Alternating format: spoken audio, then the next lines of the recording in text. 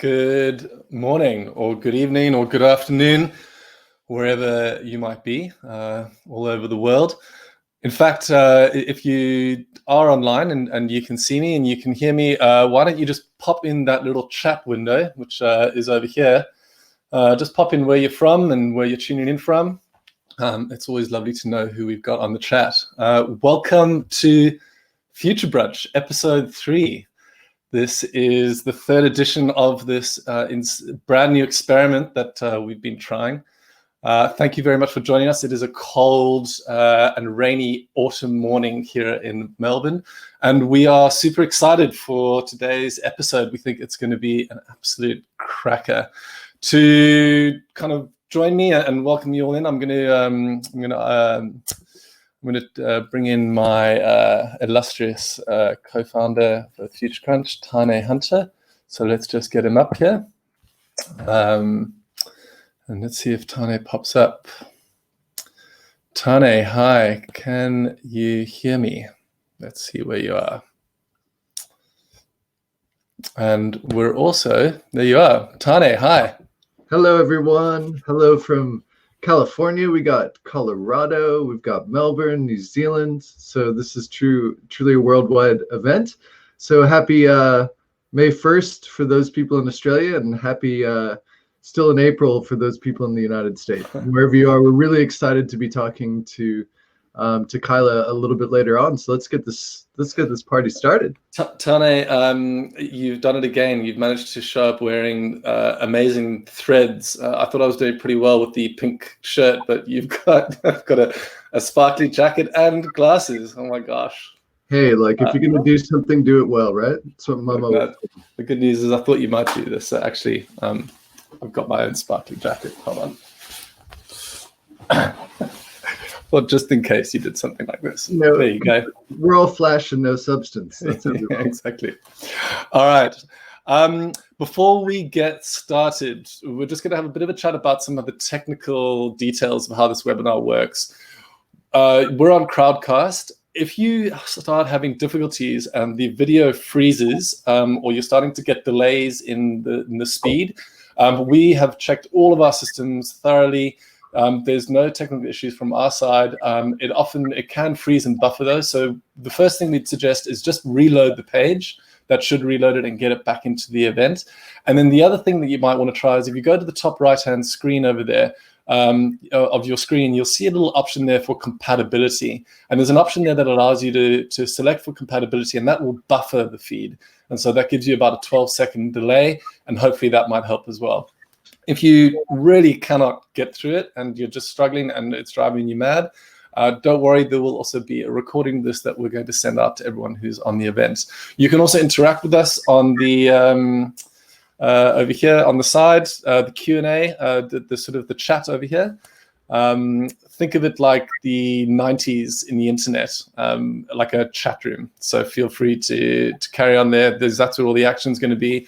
And you'll also see down here on the bottom, there's a whole bunch of options. We'll be talking you through those as we go through. So we'll get into that. But that's enough kind of technical and setup details. We're going to be speaking here for about an hour in this webinar. We might go slightly over. We're also going to be breaking every 10 or 15 minutes for a bit of a Q&A with Kaila. So if you have questions, please put your questions in the section down here that says ask a question. If you'd like to ask Kaila a question specifically, then put it in that box. Don't put the questions, please, in the chat area. The chat area is just for general shenanigans. Okay, so that's all the setup. We'd like to now invite our guest, Kaila Colbin, to join us, and I'm just going to get her up on screen. Here we go.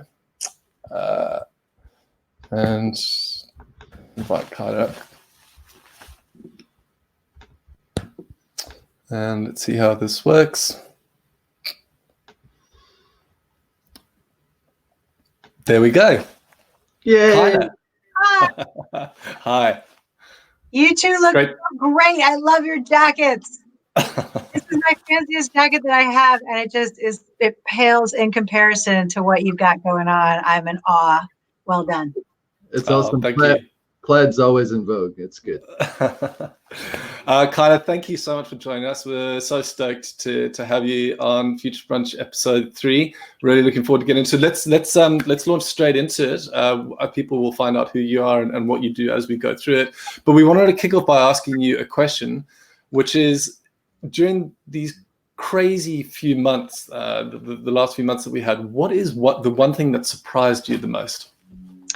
Oh, the one thing that surprised me over these crazy few months, I don't know if it's surprise. I think one of the things that these past few months has really highlighted is just how poor our education is in terms of, number one, understanding, for example, the nature of exponential progression and why that would be important in this context. In terms of, number 2, understanding the difference between an individual problem versus a collective action problem. And number 3, in terms of risk assessment. And all of these, it's not particularly surprising because none of these things is intuitive to us as human beings, but it's really just revealed and highlighted, I think, just how hard we have to work to appreciate, as Carolyn says, why bleach is not good inside of our bodies, and why actually it shouldn't be everybody's individual choice of whether we're going to go to the bowling alley or not. So that's been it's not necessarily surprising, but it's definitely come out in kind of stark relief over the past few months. Tane, you any new surprises in the last few weeks? How many pounds I'm putting on sitting in front of computers. And I've started wearing spandex again, and I think I'm now, a mammal, like a middle-aged cyclist in spandex and lycra. So that surprised me. So I've been bringing out the old gear and getting on the trainer and going for as many rides as I possibly can. So I never saw that coming again. So that's pretty fun. Yeah. Nice. Okay, so Kaila, you have trained with Brene Brown. That is someone that many people who are joining us here today will be familiar with. Some people, however, might not be familiar with Brene Brown and her work. So we were wondering, first of all, if you could just tell us a little bit about what that work is, and also we're really curious, what is it actually like to work with Brene Brown and to train with her? What's that been like for you? Awesome. So Brene is a research professor at the University of Houston. She's kind of a celebrity academic. She holds the Brene Brown Huffington Endowed Chair. She's written 5 global bestsellers. She has given a couple of TED Talks. One of her TED Talks among the top 5 most viewed of all time, so 50 million plus views. She's got a Netflix special out. And what she studies is courage, empathy, vulnerability, and shame. And so as you say, I had the very great privilege. I see we've got some fans here in the room. I had the very great privilege of traveling to Texas and training with her last year to facilitate her Dare to Lead curriculum, which is her work specifically as it applies to the organizational context. And I'll tell you what, my background, I spent 10 years running TEDx Christchurch. I spent 4 or 5 years involved with an organization called Singularity University that I think many of your community will be familiar with as well. Understanding exponential technologies. They're based in Silicon Valley. And through that work, I'll be honest, I've met a fair few people who have given a TED Talk and written a book, and then you kind of scratch the surface and you're like, oh, that's all there was. Okay, good to know. It's not quite what you'd hoped for. And so when I went and did the training with Brene, I went in there, I wouldn't say necessarily I went in cynical, but I definitely did not go in as an unmitigated fangirl. I went in open-minded of okay, we'll see what she's got to offer. We'll see, how useful it is. And I'll tell you what, those 3 days were among the most powerful 3 days I have ever spent. I can tell you definitely, she is the real deal. Her research is robust. Her methodology is robust. It generates frameworks and insights that are transferable, that are almost universally applicable. I'm happy to walk you through why that is, but I really felt so privileged to be there. And since I've come back, I have facilitated that curriculum for 700-800 people, and we're halfway through running a virtual version of the program, and it is incredible. It's just been incredibly powerful. The feedback we've gotten, I've gotten feedback from people saying this is going to save my marriage. I've got feedback from people saying I was about to leave my job and now I'm able to stay because of this. It's unbelievably powerful. So, and then in the context of a pandemic, really what we're talking about here is courage. Our single most accurate measure of courage is our willingness to lean into vulnerability.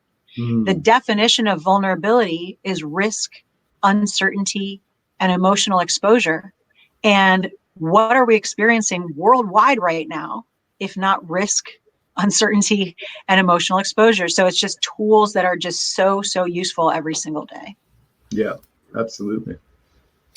Can you kind of expand a little bit more on that? I mean, the title of our session here today is that courage is contagious. This idea of courage, can you dive a little bit more into what you think it actually means to be courageous in the times that we now live in? Does it look different? Is it the same as it was before? And how, more importantly, can people kind of try and cultivate that courage? Can you expand on that a little bit more? Yeah, 100%. So I'm going to start with backing up rather than referencing something that we're experiencing right now. I want to back up and tell you a story that happened to me after I'd done this training.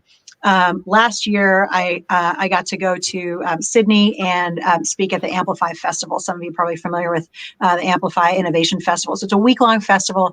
I had 3 speaking slots at this festival. And, I'd done the first 2, and heading into the 3rd one, and Ruben, who runs the show there, says to me, "Great news. You're not gonna believe who we got to come after you." I'm like, "Who is it?" I'm not much of a fan, other than for you two. I don't really fangirl people. But I'm like, okay, so who is it? And he says, "Oh, it's, retired Canadian astronaut, Chris Hadfield." And I was like, "What? I love Chris Hadfield. He's the bomb." Totally. And so I'm like, well, good thing he's coming after me, because I would hate to follow Chris Hadfield. Who's coming before me? And he goes, "Oh, none other than 4-star General Stanley McChrystal." And I'm like, oh my gosh, sandwiched between these 2 legends. So Stanley McChrystal is really a leadership legend. And, here I am thinking, he headed up Joint Special Operations Command. He's well known for kind of transforming the leadership culture in the U.S. military.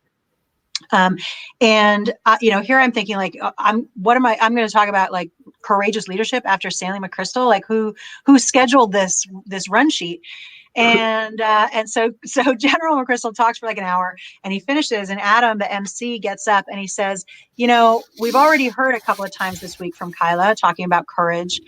But clearly, when you're talking about courage, General, you're in a whole nother context, a whole nother category."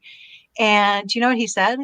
He said, "I'll tell you what, it is far easier to be brave on the battlefield than it is to be brave in the boardroom." Mm.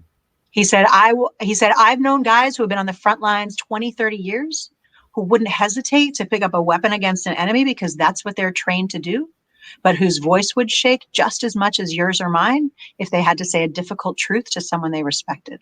Yeah. So when we talk about courage, this is really what we're talking about, is that willingness to lean into vulnerability, to speak your truth, regardless of what the consequences might be, even when it's scary, to have the difficult conversation, even when it's scary, to not leave things unsaid. That's really what we're talking about when it comes to courage. And so in this context, come back to your original question, the context of the pandemic, what does that mean to be courageous? And again, one of the things I come back to over and over again is something we've talked about before, which is the story of Admiral Jim Stockdale.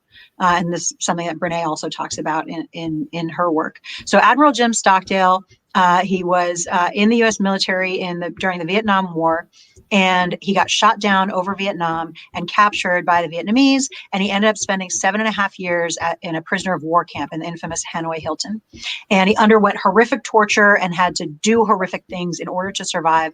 And when he got out, he was asked, what was the difference between the people who made it through and the people who did not? And specifically, the people who did not make it through, what did they have in common with each other? And he said, "Oh, that's easy. The ones who didn't make it through, That was the optimists. The optimists were the ones who said, oh, we'll be home by Christmas. And then Christmas would come and Christmas would go. And they said, oh, we'll be home by Easter. And Easter would come and Easter would go. And, oh, we'll be home by Thanksgiving. Oh, we'll be home by Christmas. And Christmas would come around again. And he said they would die of a broken heart. He said the ones who made it through were the ones who never confused total faith that they would prevail in the end, which is something you can never afford to lose, with the discipline to confront the most difficult facts of your current reality, however brutal they may be. So this became known as the Stockdale paradox. Brene calls it gritty facts and gritty faith. And when we talk about what are the lessons of courageous leadership as they apply to this pandemic, as courageous leaders, our absolute number one job is to be able to combine the discipline to confront the brutal facts of our current reality, which are brutal indeed, with the total faith that we will prevail in the end. Yeah. An interesting thing about the Stockdale paradox, because we're unashamedly optimistic, but I guess we frame it as intelligent optimism, where you're actually really focusing on the facts and using evidence-based, a huge evidence base to build up that optimism, because you can never lose faith. And that tension between faith and the fact that we will prevail and that there are solutions versus the brutal facts of the current reality is a good tension, but it needs to be explored. I love how in the Stockdale paradox, they don't even talk about the pessimists because they don't make it very far. Because if you think you're done, you're done. So it's the difference between a naive optimist, one that's like not listening to the facts, and an intelligent optimist, one who's looking at the facts and really like, okay, we're pretty screwed right now, but there are solutions. And so we're sort of, the way we like to think about it is right now there's a lot of reason to be outraged and there's a lot of reasons to be optimistic. And we like to, as a science chemistry nerd, I like to put it as O2, so oxygen. So not necessarily a breath of fresh air, but you need oxygen to get you through a really hard time like we find ourselves in. Yeah, it's so true. So I don't know if you're familiar with Azeem Azhar, Azeem Azhar. So I'm a huge fan of his. He's got a newsletter, Exponential View, which is almost as good as yours. And one of the ways Azeem describes this is he called it PIOW, which is pessimism of the intellect, optimism of the will. And it's this idea that we are, unflinching and looking and being like, hey, climate change, it's a massive fucking problem, right? Like global pandemic, it's a massive problem. Like these are not things that we can be like, oh, we're just being negative, everything's going to be fine. No, these are huge problems. But optimism of the will, that actually we see that the human spirit has the potential to overcome these if we are willing to face them in their full brutal reality. Yeah. So kind of, I want to pick up just on kind of bringing this home a little bit, and I want to ask you a question. Before I do though, just to tell everyone, there is a little question box down at the bottom over here. If you have a question for Kaila, we're going to open up those questions in a bit. If you have a question, please just pop that in the little question box. So I want to try bring it to home, I suppose, a little bit. We talked about the boardroom, we talked about leadership. But what does it mean to be, I suppose, courageous or vulnerable when you are interacting with your community, your friends, your family? How do you cultivate that on a day-to-day basis? And what is the appropriate level of vulnerability? Because if it feels like, we all agree vulnerability is important, but if you just crack open your heart and just lie there with everything open, it's impossible to if that feels too overwhelming. So what's the appropriate level of vulnerability, and how do we cultivate courage at home as well as, let's say, in work or in meetings? Yeah, awesome. So there are a lot of myths about vulnerability, and I want to touch on two of them because I think they're relevant to your question. So the first one is the idea that vulnerability is weakness. And when we think about how what it takes to let me tell you a story. So there's a guy named Ed Stack. anyone tuning in, I saw we had a couple of people tuning in from the US. Hi, everyone from the US. I moved to New Zealand from Colorado. I saw we got someone from Colorado. Anyone who is at all familiar with the US will know that we have a problem in the US with gun violence. I think it can fairly be classified as an epidemic of gun violence. It is a completely politically intractable problem. A massive issue, people dying needlessly all the time. And so a little over a year ago, I think February last year, there was a shooting in a high school in Parkland, Florida, Marjorie Stoneman Douglas High School in Parkland, Florida. And 19 kids were killed, 19 more seriously injured. And Ed Stack is the chief executive of a company called Dick's Sporting Goods, which is a national chain. And Ed learned that that the shooter had purchased a gun at one of his stores. Not a gun that he used in the shooting. It was like a rifle, but still, he had purchased a gun at one of his stores, and he had the kind of sickening realization that actually that shooter could have purchased the gun used in the shooting at his stores because they sold those kinds of assault weapons. Ed describes himself as a pretty stoic guy, but he says that as he watched the news coming in about the kids, he says he hadn't cried that much since his mother passed away. He wrote down a memo to take into his senior leadership team for the following Monday. He started reading the memo. He couldn't get through it. His voice broke, and his chief of staff had to take the memo from him and finish it reading it on his behalf. He decided that even though the U.S. government couldn't get their act together to come to agreement on gun control, he could no longer be party to that kind of culture. And so he made the call that they were going to ban assault weapons in their stores. When he made this, there was no legal requirement for him to do this. Not only did they make that call, they made a further call that they were going to destroy $5 million worth of inventory of the guns that were already in the stores, because, as he says, if you don't think these guns should be on the street, then the only conscionable thing to do is to destroy the inventory, because otherwise you're just getting the guns out there in a different format. $5 million might seem like a lot of money. Definitely it would be a lot of money to me. Ed reckons that the move cost him $250 million in lost sales and boycotts from the National Rifle Association. Yeah, wow. He says he would not change a thing. He does not regret it for 1 second. And because he had the courage to make that move when nobody else had, Walmart followed and Kroger followed. And late last year, 145 chief executives wrote to Congress urging them to pass sensible gun control.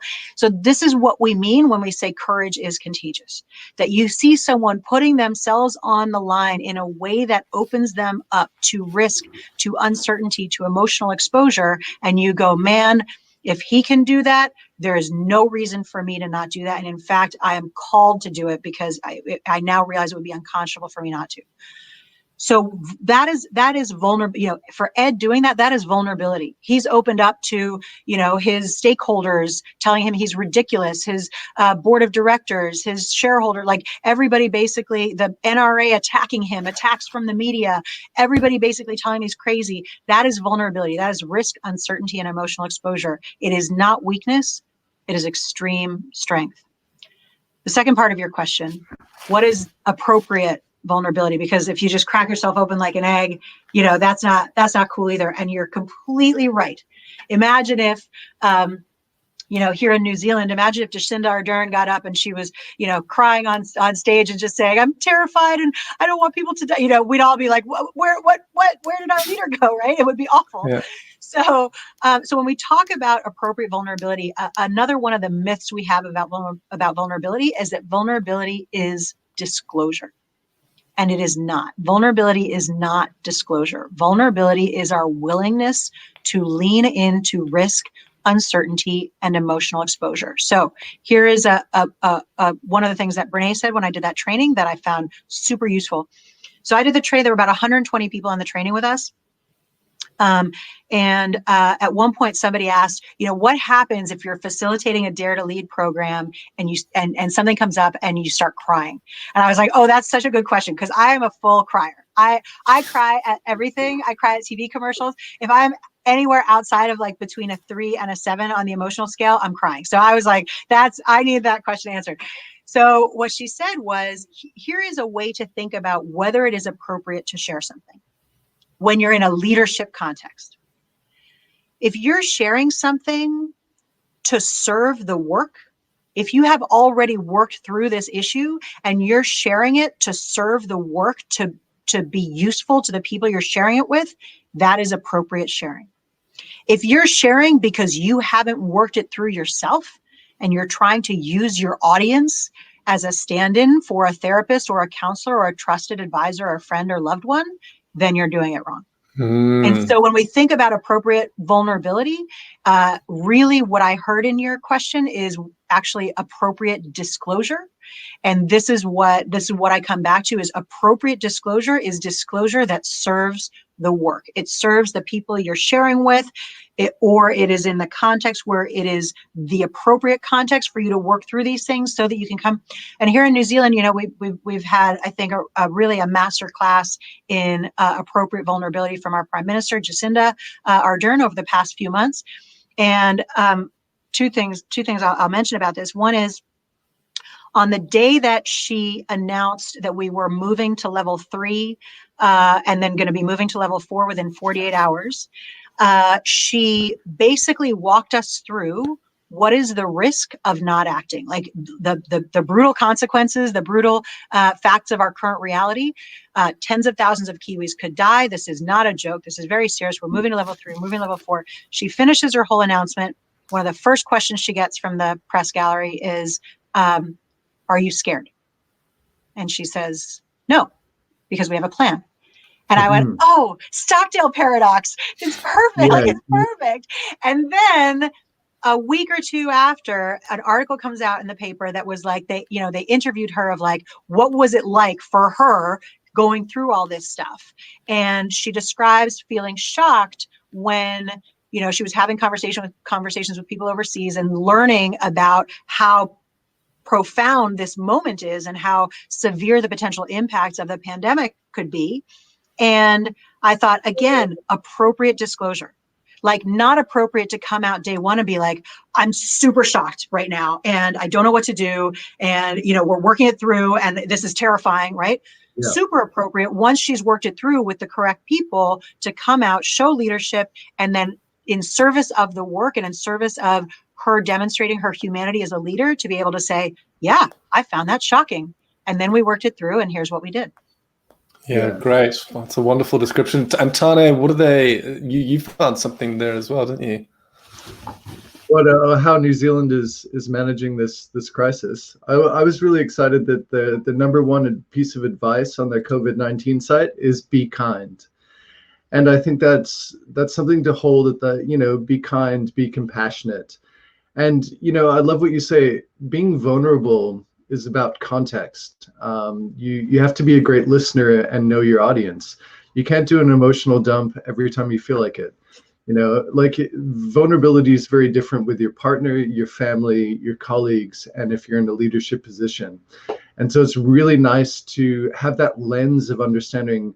Vulnerability is one of the best tools that we have, but it's not one to be wielded like a sword, a bull in a china shop, right? You have to really think about the context that you're laying this vulnerability down. So, I mean, I wish I had the words that just came out of your mouth. Thank you so much. I was getting goosebumps.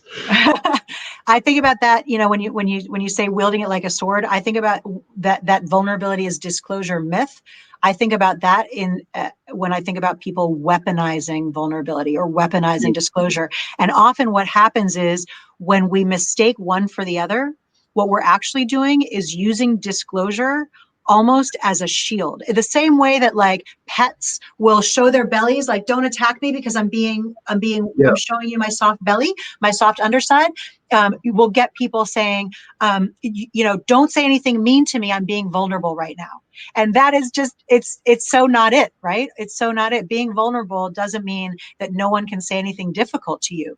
Being vulnerable means you're able to sit with the difficult things that are being said.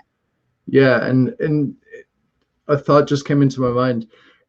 Some abusers use vulnerability as weaponized. Like, you like, protect me, like, I don't know, I'm hurt, like, come after me, and you drag all their attention towards you. So it can be weaponized. So I think that's so, so important. Can I ask you a question from the crowd, Kaila? Yeah, definitely. Right, I keep saying Kaila. Her name is All good. I know who you mean. I'm an American, so I can mispronounce anything that I like. Can I tell you, thank you to my parents. My name is spelled the way it's pronounced in every language except English. Yeah. I'm used to it. For where you're a Kiwi, I mean, I just get Tane all the time. But for all the Kiwis out there, it's Tane. Awesome. All right, cool.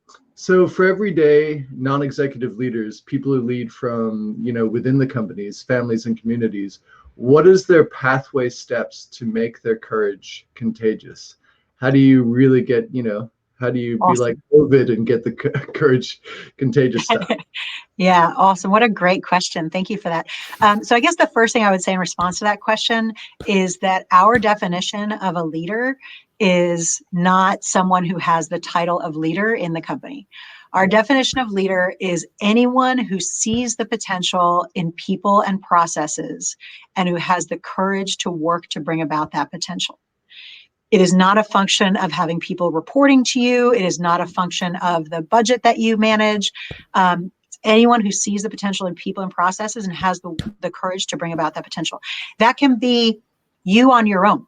That can be you by yourself going, man, I see my own potential and I'm going to do what I need to do to step up into that potential. It can be you with your partner or you with your kids going the Dare to Lead curriculum that I trained on is her work as it applies to the organizational context, but really it is about human interaction. And so it's really only useful if you ever have to interact with other human beings. So, just to be clear about the boundaries here, that's a joke, bad joke, maybe. Anyway, it's okay. Bad jokes are very welcome here, Kaila. Excellent. I'm glad you think bad jokes. It takes the pressure off me. My pleasure. I'm here to serve. But so I have used this material. I've got 3 stepsons. They are 12, 10, and 6. And we talk about this stuff all the time. And so here's an example of like how we can be courageous leaders with our families is that, I like to be my best self. I am not always my best self. Right. And so sometimes I will not be my best self. And what I try to do when I am not my best self is I go to the kids and I say, man, do you know how earlier when you said this and I got really grumpy about it and I responded in this way or whatever, that was not cool for me to do. I want to own that and apologize for it. Right. Yeah. So that is me demonstrating to them that number 1, we all make mistakes. That number 2, the critical thing is to own our mistakes and to take action, to take amends, to circle back. And number 3, to cultivate that culture within our family of when we are going through something difficult, we talk about it. We don't hide, we don't defend, we don't run, we talk about it, we lean in, we engage. So you can do that in any context. It can be with kids, it can be with friends, it can be with colleagues, people who report to you, people you report into, it doesn't matter. And doing that, every time you do that, you're role modeling that way of showing up to the people around you. And that is what makes it contagious. Yeah, that's fantastic. Thank you. We're about halfway through. We want to take a bit of a pause. What we've learned, and this is something that you've told us, something we've learned from our own experience, when people are just speaking at you for this long, it's difficult to take it all in, and nobody's got attention spans that last that long anyway. So we wanted to invite the audience to just take a 2 or 3 minute break. Don't leave your computer. Just sit where you are. Maybe grab a notepad, a piece of paper. You can even tap it out on your phone. And just try write down or harvest 2 or 3 insights that you might have gained so far, 2 or 3 things that you want to take away. And in the meantime, Kaila, I wonder if we could ask you, if you could just pop down at the bottom of your screen over there and click on the questions and maybe just pick out 2 or 3 that you'd like to answer. And then we'll get going again in about 2 minutes. And then you can answer some of those questions.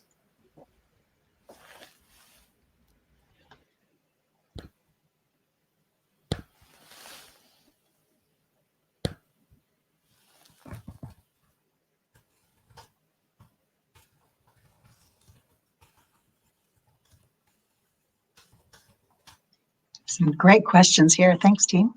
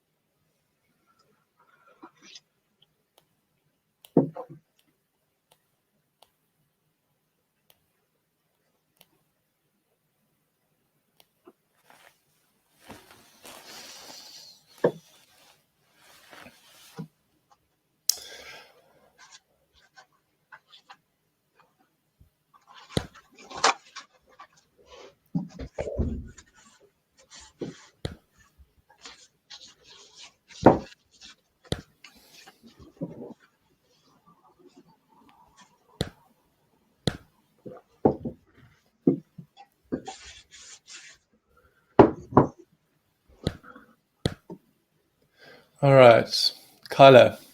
Yeah. So we're just going to hand straight over to you. Any of those questions there that you'd like to answer? You could maybe combine a few of them, I imagine, as well. Yeah. So I might just start at the top.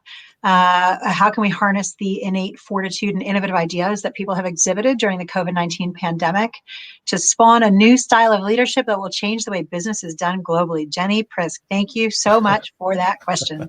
That's an upvote over here for that question. That is a lovely way of putting it. I think we all upvote it in that is what we want. And I'll come back to something. We started off this conversation by talking about the difference between intelligent optimism and kind of unfounded hope, and that sort of Stockdale paradox, and the pessimism of the intellect, optimism of the will. One of the things that I love about your work, Gus and Tane, is your understanding of the reverse of what I was talking about. That what you bring to the table is that awareness that so often as humans we tend to focus on the negative and to not contextualize that negative in a broader picture of what the bigger picture trends are. And so why I've loved your newsletter for so long is this kind of thing of like, this is all great news that you haven't heard about, because our news media, it doesn't benefit them to be talking about this nonstop. It does benefit them instead to be talking about negative things. And so I'll share an example of how that tendency to look at the negative played out for me at the beginning of the pandemic, which was one of the big fears that I had was, if we've got everything shut down and the economy's ground to a halt and, people are dying, then are we looking at kind of the breakdown of society? Are we going to see riots? Are we going to see total chaos? Like how thin is the veneer of our civilization? And one thing I was really grateful to learn that went counter to my assumption is that the research shows the exact opposite. The research shows that actually when things are at their worst is when humanity is at its best, when we are at our best as humans. And so how do we harvest the innate fortitude and innovative ideas? I don't know. I don't have an answer to that question in terms of, here's the framework we use, or here's the website to go to, or here's the structure. The good news that I have for you is that that is what this context will bring out. It will bring out innate fortitude. It will bring out innovative ideas. It will bring out people caring for each other. And then within our own context, whatever we can do to invest in those, reinforce those, snowball those, sustain those, that's what will allow this to grow beyond the pandemic. Yeah, that's great. And also just a challenge here to you. The questions are coming thick and fast, so I'm not sure whether you want to take one or two and expand on them in a long way, or would you roughly? That's totally up to you.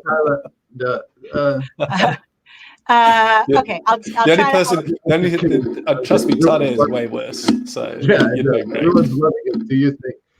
Why don't you go to the one that's upvoted the most? I think that's the way we should play the game. Everyone, just so you know, you can upvote the questions. And so the ones that the crowd wants to get answered, just go to the question and answers box and then upvote them. And that way we get the most pertinent questions from the crowd. Let's crowdsource this. I wonder what, I might also just jump in here while people are upvoting those questions, Kaila. I had a very similar experience when this pandemic hit. It felt like my bearings had just been completely obliterated. That I spent years developing a kind of worldview that allowed me to figure out how things were playing out, how things work, how everything fit together. And when this pandemic hit, that worldview just got totally obliterated. And being unmoored like that felt awful. You build your entire identity, you build your thought processes, you build an entire business around that worldview. And then when that gets wiped out, you're just at sea, literally. And I think what's been both it's been both restorative and also really fascinating is trying to reestablish my bearings. We've been doing that in public on the newsletter and via videos, but I think it's something that I found really helpful, which was to say, now that my bearings have been lost, I need to get new ones. And the process of discovery allows me to see the world anew as well. And in that process of discovery, focusing on the stories of resilience, people coming together, the stories of how people are helping each other, where the solutions are. I found that to be really, that was the easiest way to do it, certainly from a personal perspective. But it was really difficult too. And I'm still not entirely sure that we've found our bearings again. But the process of discovery has been something that's helped me kind of have a purpose and move forward. Yeah, it's interesting. Oh, go ahead, Ty. Oh, I was just going to say our bearings lost. It's been nice to go back into research mode, really dive deep into, we're nerdy academics, and so we're diving deep into very different sectors than we normally do. But the backbone has been that thread of humanity doing great things and coming together. And science has gone like open source. Never before have scientists like just opened it up and said, we're going to focus on one thing, share all of our data, all of our research. We just need to get a solution to this problem. And I think that's given me great hope. And the fact that science has now come into government again, like hardcore. We've had a lot of nationalism and populism lately and anti-science, like in the general sort of political spheres. And it's like, wear your white lab coats, but stay out of our boardrooms, stay out of decision making. And now it's like, no, scientists, please, come. Yeah. Yeah. It's like that. What Gus and I always love to say is that, every disaster film starts with someone ignoring scientists. And now everyone's like, science, help. So that's a silver lining for me, and hopefully a silver lining for science. But yeah, my bearings are twisted up. I'm still trying to find grounding. Yeah. Okay. So, Tanya, just so you know, I think you might be, if you're using your computer mic, you might be like hitting it or touching your table or something. I'm hearing some. Anyway, just okay. Avoid your microphone. So I'm gonna respond to that comment in a way that also starts to touch on this top voted thing, the top voted question, which comes from Thomas, who I think is in Colorado, which was my hometown before I moved to New Zealand, Denver. So Thomas's question is, what are your top 3 tips for building courage in each community we interact in? So work, our city, town, at home with friends and family. And so I guess I want to respond to both your comments as well as my first tip for this question. And where I want to go with this is, when the pandemic first started emerging, there was a side to so my business, we do training, we do executive training, we do governance training, we run large scale events, we basically convene people. And so when the pandemic first started emerging, there was a side to the narrative that was, my job is to physically convene people. And it has literally just become illegal for me to do my job. So that is super awkward. Like, oh, what do we do now? And seen through that lens, the situation was actually pretty dire. But there was another side to the narrative. And the other side to the narrative is that my job is actually not to physically convene people. That's just kind of how we do it, right? But my actual job is to help people navigate disruption and think differently about the world we have and the world we want and who we want to be as people. And that piece of my job is as relevant now as it has ever been, if not more so. And so I'm sure that everyone on this call has been in 1 million meetings about purpose and vision and mission where you want to stick a fork in your eye because you're like, this is so ridiculous and it's so inauthentic and it's never going to translate to anything or whatever. And this was a moment where I was going, man, like that ability to return to purpose, how we give effect to that purpose is going to change dramatically. It has to. There's no choice. But the things that we're experimenting with in terms of the new things to do are all things that relate back to that core purpose. And so when you're talking about your bearings, what I'm hearing is the bearings that you lost were the bearings of, oh, this is what we do on a day-to-day basis, and this is how we go to work, and this is the stuff we provide, and we go and we give talks, and we attend events, and we do this other stuff. But your core purpose about humanity, about intelligent optimism, I haven't heard anything that says that changed. What's transformed is how you're giving effect to that purpose, how you're reaching people with that purpose. So the number one tip, back to Thomas, the number one tip that I would give is coming back to what is our core purpose. And then for building courage in each community, it is always the same. One of the things we talk about is that when we run our Dare to Lead programs, we talk about that myth of vulnerability being disclosure. And I like to tell this story about one of the first groups that I ever facilitated the Dare to Lead curriculum with. It was a group in Sydney, senior leadership team of a big insurance company. And there are, I have an ongoing engagement with them. So I go once a quarter, used to go once a quarter and spend some time with the senior leadership team. And so there are 9 of them on the team plus the big boss, and she's the one who approves my invoices. So I like to keep her sweet. And I come back from the Brene Brown thing and I go to meet up with this team and I'm like, so now we're going to be talking about Dare to Lead and courage and vulnerability. And she's sitting there like arms crossed, sulky pants, doesn't want a bar of it. And I'm like, okay, what's going on here? Can you tell, is this okay? What we're going to be covering? And she goes, look. All I have to say is that I've been in a ton of these, corporate bonding experiences where you're supposed to talk about your deepest, darkest secrets and talk about how your unresolved issues with your parents and how your dog Fido died when you were a kid and you're still upset about it. And you're supposed to sit there and cry. And all I want to say is, I don't want to talk about Fido, okay? And I was like, okay, sweet. Like you clearly have some unresolved issues with Fido. Like that's cool. We can talk about that later. We're not here to talk about Fido or Fido.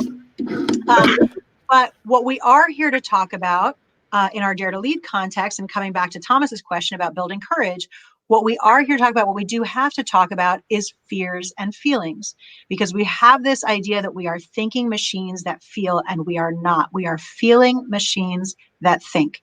And if we want to deal with what is actually going on in our relationships, in our communities, in our cities, in our towns, in our organizations, then the only way we can do that is by understanding and becoming articulate in our ability to discuss fears and feelings. And if we want to talk about fears and feelings, the number one tip that I have is that we have to start with ourselves, because who we are is how we lead. That's fantastic. Yeah, just to point out, as far as names, pronunciations, it's Tomas. And I actually partially around the South Pacific with him. So anyway. Oh, awesome. Where's Tomas from originally? He's from Texas originally. All right. Awesome. Yeah. All right, cool. Let's go. Kaila, thank you. That's just a wonderful way of describing it. I wonder if we could actually answer another question. I think this is going pretty well. We're really enjoying it. I love this idea of the courage groove. Yeah. And I love this question. What a great question. I wonder if we could tackle that. Yeah, totally. So thank you so much, Nikki, for this question. We're complex beings, extraordinary courage in one moment, great selfishness in moments of weakness. Absolutely. So here is like one of the things that I've had to learn the hard way is that this work is entirely about the journey and not at all about the destination. Like I was like, please, do I not just get to a point where I'm just courageous and just like that's just it? Now I'm done. Yeah. No, it is the work every single day and every day going, man, I really screwed that up. And man, I really, I snapped at the kids. I was short with my partner, you have to come back again and again. So it's less about like trying to be in kind of a permanent state of courage and more about the commitment to continually, we use the metaphor in the Dare to Lead program, we use a metaphor that comes from a quote from Theodore Roosevelt, which goes like this. It is not the critic who counts, not the man who points out where the strong man stumbled or where the doer of deeds could have done them better. The credit belongs instead to the man who is actually in the arena, whose face is marred by dust and sweat and blood, who strives valiantly, who errs, who comes short again and again, but who at the best, if he succeeds, knows the triumph of high achievement, and who at the worst, if he fails, at least fails while daring greatly. We use the metaphor of being in the arena consistently throughout this work. And this is when we talk about the courage groove. The courage groove is being in the arena. That doesn't mean we're not going to get our faces marred by dust and sweat and blood. It doesn't mean we're not going to fail greatly. It doesn't mean we're not going to end up face down in the arena with like our faces pressed into the dirt. Of course, that is going to happen. Our task at that point is to pick ourselves up, dust ourselves off, take a bit of a time out, take a few breaths, and get back into the arena. That is all we can do. Yeah. Should I keep going? No, yeah, keep on going. Well, it's wonderful. I'm just trying to let that sink in and actually respect those words for what they are, because it's really powerful, and this is incredibly powerful work. And I think it kind of relates into something that we've touched on in our previous conversations, which is that this really is a marathon. I mean, it's not like an asteroid strike that kind of came from outer space, and it's not an earthquake which happens. It's a one-off event from which we can rebuild. We're now talking about an ongoing process, and so that commitment to getting into the arena and staying in the arena for the long term becomes even more important in the context of what we're all facing right now. So true. It's so true. And, here in Ototahi, Christchurch, where I live, we had, a series of devastating earthquakes almost 10 years ago. And, there are a lot of comparisons drawn between what's happening now and what happened then. And for me, there are similarities, but the context is entirely different. We have a spike. With an earthquake, you have a spike of the impact, and then you're in the rebuild recovery. What are we going to do next? We're not even past that spike yet when it comes to COVID-19. We're still in the beginning phase of this. And so I wrote a piece recently where I was, attempting to look at the brutal facts of our current reality. And I said, we're going to be we can't even, we're going to be, this dark cloud that we're heading into is going to be where we live for a while. And before we talk about what we're going to be doing on the other side, we first have to work out how we're going to live in the cloud. Yeah. I mean, just being a sailor and a scientist, the way I like to think about it, instead of an earthquake, is more like a tsunami. The first waves are some of the smallest. And Tomas was there with me in the tsunami, actually, in Tonga, and the first one is the smallest, and that's what we need to prepare for. And they come in waves, and they get bigger and then fade out, and that's the way we need to approach this. And each one is exponential, right? And then the drop is exponential. Don't get comfortable with that. And I think, in your article, like how we'll get through this pandemic, you very succinctly discuss about how to think about exponential curves and that kind of growth, and also that decline, and not to get too comfortable on either side. So I love that. But I mean, one way or another, we're going to get through this, but let's hold fast to the idea that really softening your heart, being kind, turning away from judgment, and moving towards gratitude and joy and is really going to get us through this and flatten the emotional curve, because that's what we need to do. Otherwise we react irrationally, and that's what I see politicians and populations doing. And so anyway. Kaila, I wanted to a couple of things, just so we kind of take a little bit a step back here. First of all, there is a poll underneath here. We haven't tried polls before, but if anyone would like to have a look at the poll and answer that question, it's a little bit of a test. We're going to probably see if we can use those polls. Okay, everyone watching, I know that Gus and Tane are absolutely the best threads, but just for my own sanity, can I get a couple of nice votes for me? Nothing. I feel like that's a little bit of crowd manipulation there. The harshest poll. Thank you. I got a couple. This is the harshest.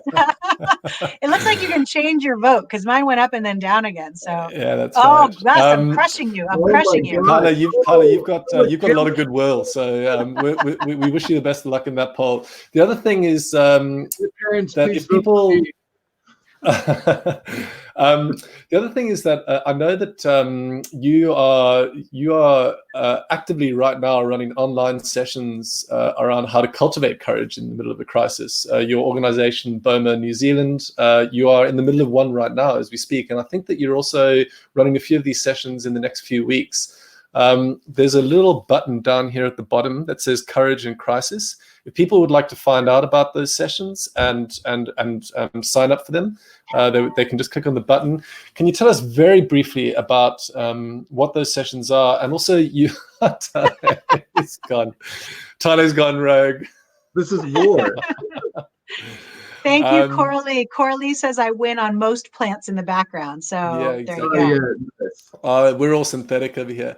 Those sessions, Kaila, very quickly, can you just tell us what they are? And also, you've included a code, a discount code for people who are watching this session.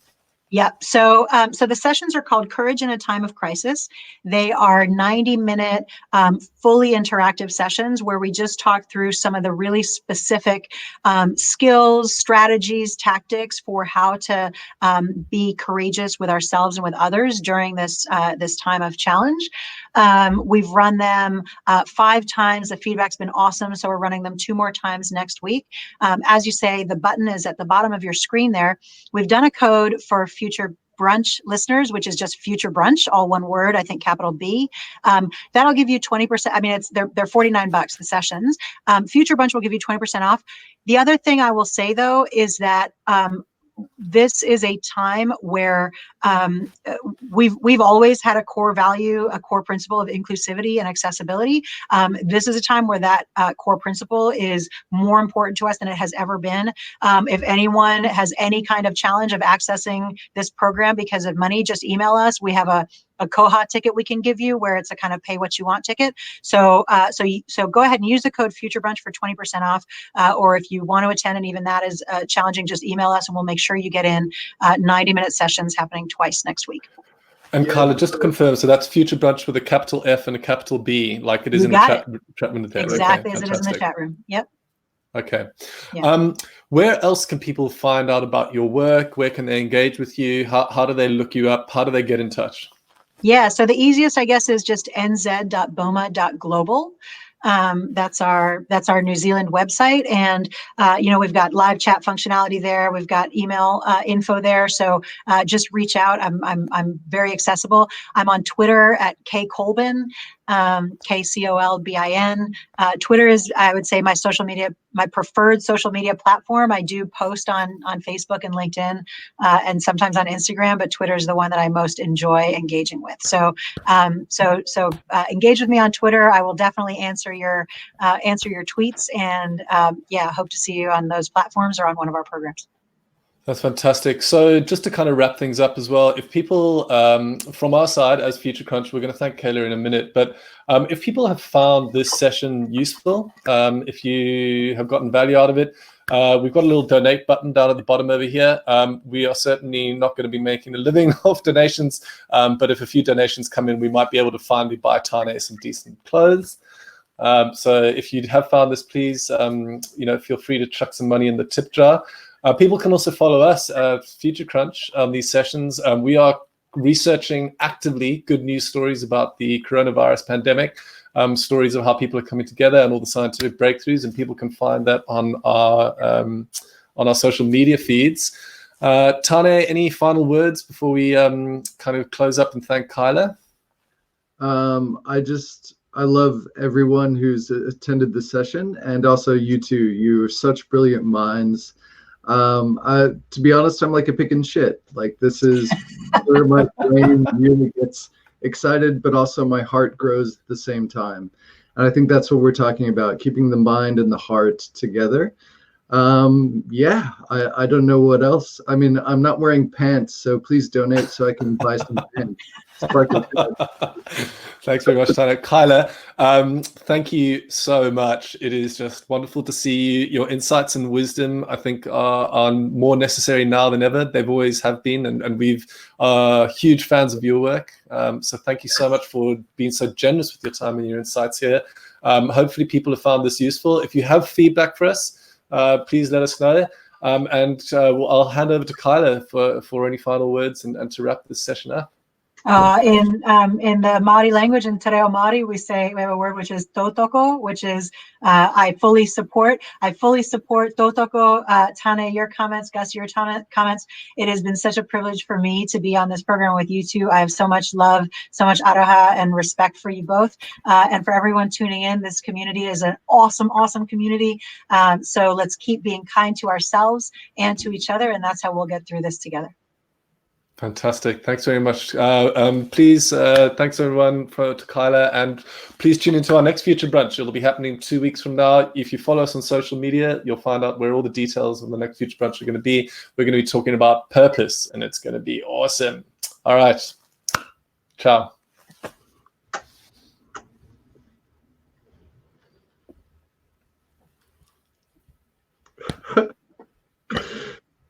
Anyway, love all of you.